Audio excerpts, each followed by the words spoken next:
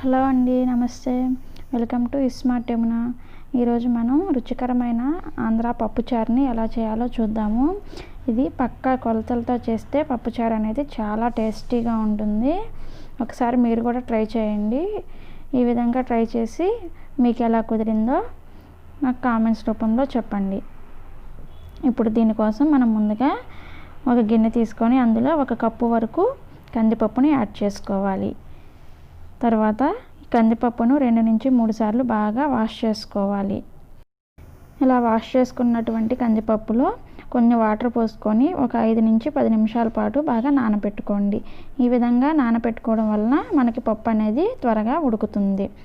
ఇప్పుడు ఇంకొక బౌల్ తీసుకొని అందులో పెద్ద నిమ్మకాయ సైజు అంతా చింతపండుని తీసుకొని అది కూడా ఒకసారి బాగా కడగాలి. చింతపండులో మట్టి అలాంటిది ఏమన్నా ఉంటే పోతుంది.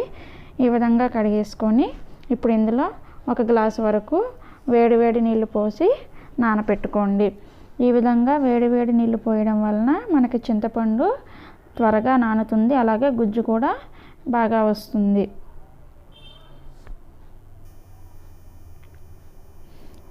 ఇప్పుడు 10 నిమిషాల తర్వాత ఒక కుక్కర్ తీసుకొని మనం నానబెట్టుకున్నటువంటి కందిపప్పుని యాడ్ చేసుకోండి. ఈ కందిపప్పుని యాడ్ చేసుకున్న తర్వాత 1 కప్పు కందిపప్పుకి 4 కప్పుల వరకు వాటర్ని యాడ్ చేసుకోండి. ఇప్పుడు ఇందులోకి 3 మీడియం సైజ్ టమోటాలని ముక్కలుగా కట్ చేసి యాడ్ చేసుకోండి. ఇప్పుడు ఇందులో మీడియం సైజులో ఉన్న 1 ఉల్లిపాయని ముక్కలుగా కట్ చేసి యాడ్ చేసుకోండి. ఈ ఉల్లిపాయ వేయడం వలన మనకి పప్పుచారు చాలా టేస్ట్గా ఉంటుంది. అలాగే మీ కారానికి తగినట్లుగా పచ్చిమిర్చిని ఈ విధంగా నిలువుగా కట్ చేసి యాడ్ చేసుకోండి. ఇప్పుడు ఇందులోకి 1/2 టీ స్పూన్ పసుపు, 1 టీ స్పూన్ నూనెను వేసి మూత పెట్టి 3 నుంచి 4 విజిల్స్ రానివ్వండి. ఈ విధంగా ఆయిల్ వేయడం వలన మనకి పప్పు అనేది బయటికి పొంగకుండా ఉంటుంది. 4 విజిల్స్ వచ్చిన తర్వాత పప్పు బాగా మెత్తగా ఉడికిపోయింది. ఇప్పుడు పప్పు గుత్తితో ఈ పప్పుని బాగా మెదుపుకోవాలి. ఇప్పుడు ఇందులోకి మనం ముందుగా నానబెట్టుకున్నటువంటి చింతపండులో నుంచి రసాన్ని తీసుకొని యాడ్ చేసుకోండి. ఈ విధంగా చేయి అడ్డు పెట్టుకొని మనం రసం తీసుకోవడం వలన జ్యూస్ అనేది మనకి బాగా వస్తుంది. వీడియోలో చూపించిన విధంగా రసాన్ని తీసుకోవాలి. ఈ విధంగా రసం మొత్తం పప్పులోకి యాడ్ చేసుకున్న తర్వాత మీ పులుపుకు తగ్గట్లుగా వాటర్ని యాడ్ చేసుకోండి. సుమారుగా 1 లీటర్ వరకు వాటరు యాడ్ చేసుకోవాలి. ఈ విధంగా వాటర్ని యాడ్ చేసుకున్న తర్వాత మొత్తం పప్పుచారుని ఒకసారి బాగా కలుపుకోవాలి. ఇప్పుడు ఇందులోకి రుచికి సరిపడా ఉప్పు, అలాగే 1/2 టీ స్పూన్ కారంను కూడా యాడ్ చేసుకొని కొంచెం కొత్తిమీరని యాడ్ చేసుకొని ఒకసారి బాగా కలుపుకోవాలి. కలుపుకొని ఒకసారి టేస్ట్ చూసుకోండి.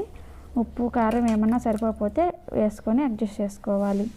ఇప్పుడు దీన్ని పొయ్యి మీద పెట్టేసి మీడియం ఫ్లేమ్ మీద 5 నుంచి 10 నిమిషాల వరకు పప్పు చారు బాగా మరిగేటట్లు మరిగించుకోండి. ఈలోపు మనం ఒక మీడియం సైజు ఉల్లిపాయని ముక్కలుగా కట్ చేసి పక్కన పెట్టుకోవాలి. ఈ విధంగా పప్పు బాగా పొంగుతున్నప్పుడు పోపు పెట్టుకోవాలి. పోపు కోసం ముందుగా 1 టీ స్పూన్ ఆయిల్ వేసుకొని వేడి చేసుకొని ఆయిల్ వేడైన తర్వాత పోపు దినుసుల్ని యాడ్ చేసుకోండి. తర్వాత 4 నుంచి 5 వెల్లుల్లి కచ్చాపచ్చాగా దంచి యాడ్ చేసుకోండి. అలాగే 2 ఎండుమిర్చి, 1 మీడియం సైజ్ ఆనియన్ పొడవుగా కట్ చేసి యాడ్ చేసుకోవాలి. ఈ పోపునంతటిని కూడా బాగా ఫ్రై చేసుకోండి. ఇవి ఫ్రై అయిన తర్వాత ఇందులో కొన్ని కరివేపాకు రెబ్బలు, అలాగే కొంచెం కొత్తిమీరని యాడ్ చేసుకోండి. కరివేపాకు అలాగే కొత్తిమీర కూడా యాడ్ చేసిన తర్వాత ఒక 2 నిమిషాల పాటు ఫ్రై చేసుకోండి. పోపు అనేది బాగా ఫ్రై అవ్వాలి, అప్పుడే పప్పుచారుకి మంచి రుచి వస్తుంది. ఈ విధంగా పోపుని బాగా కలుపుకుంటూ ఫ్రై చేసుకోవాలి. ఈ విధంగా ఫ్రై అయినటువంటి పోపులో కొంచెం ఇంగువని యాడ్ చేసుకోండి. ఇది మీకు ఇష్టమైతే యాడ్ చేసుకోండి, లేకపోతే లేదు. ఇంగువ ఆప్షనల్ మాత్రమే. ఇప్పుడు మరుగుతున్నటువంటి పప్పుచారులోకి ఈ పోపునంతా యాడ్ చేసుకొని ఒకసారి బాగా మిక్స్ చేసుకోండి.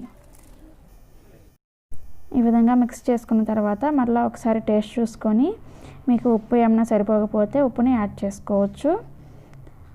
ఇక్కడ నాకు అన్నీ కరెక్ట్గా సరిపోయాయి.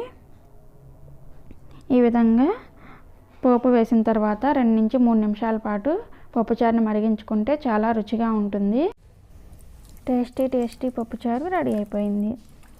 ఇది చాలా టేస్టీగా ఉంటుంది, అలాగే చాలా క్విక్గా అయిపోతుంది. మీకు కనుక ఈ రెసిపీ నచ్చితే మీ ఫ్రెండ్స్ అండ్ ఫ్యామిలీ మెంబర్స్కి షేర్ చేయండి. అలాగే మరిన్ని రెసిపీస్ కోసం స్మార్ట్ యమునా ఛానల్ని సబ్స్క్రైబ్ చేసుకోండి.